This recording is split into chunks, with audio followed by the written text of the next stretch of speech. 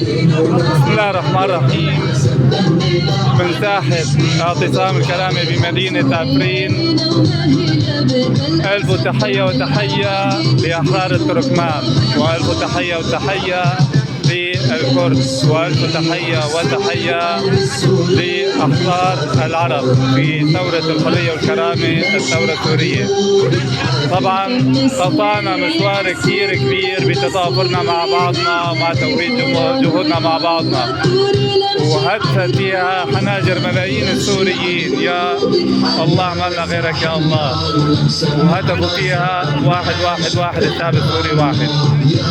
فانعجنت الأجلاء واختلطت الدماء العربية والتركمانية والكردية مع بعضها البعض.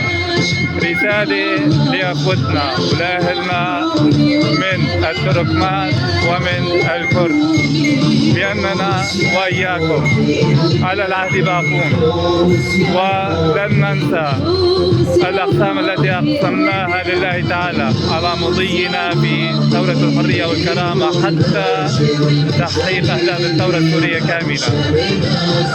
ولن ننسى الهتافات التي هتفنا بها منذ بداية الثورة وحتى الآن، ولن ننسى الصمود الأسطوري للأحرار من العرب والتركمان والكرد في وجه آلة القتل الهمجية التي استخدمتها الوحوش البشرية من أجل وعد الثورة السورية. نحن وإياكم ماضون إن شاء الله ذهب الكثير ولم يبقى إلا القليل، وما هذه الاختبارات إلا نقاط مفصلية في الثورة السورية إن شاء الله. وعند كل حدث مفصلي سيرى أعداء الثورة ما الذي سيفعله الثوار السوريين.